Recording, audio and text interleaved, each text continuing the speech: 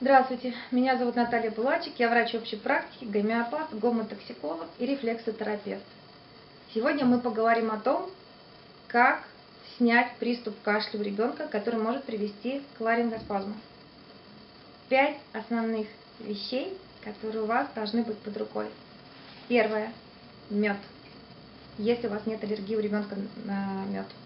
Второе – щелочное питье.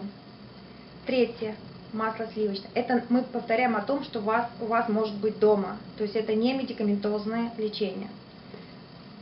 Четвертое – сироп от кашля для детей. Сейчас в аптеках достаточно большой выбор, вы можете купить любое средство от кашля, желательно, конечно, натуральное. Но обратите внимание, если у вас нет у ребенка аллергии на одной из составляющих этого сиропчика. И пятое – это ингаляция. То есть ингалятор дома должен быть. Что же делать, если у ребенка возник сухой лающий кашель?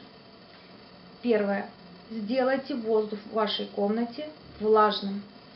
Очень часто можно снять приступ такого сухого кашля, от которого ребенок задыхается, просто включив горячую воду в ванной, закрыв дверь и увлажнив ванную настолько, как пар идет от горячей воды, и в этом пару сидите вместе с ребенком. Это очень часто снимает приступ ларингита.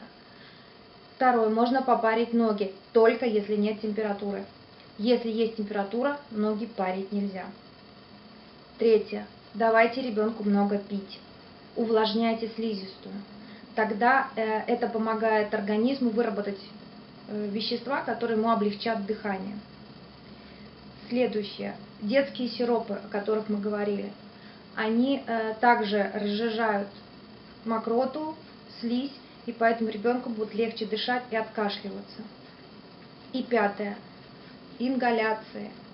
Ингаляция с физраствором или с другими препаратами, которые вам посоветует ваш лечащий доктор. И обязательно не паникуйте. Самое главное, все в ваших руках. Вы взрослый, разумный человек, вы всегда можете помочь своему ребенку.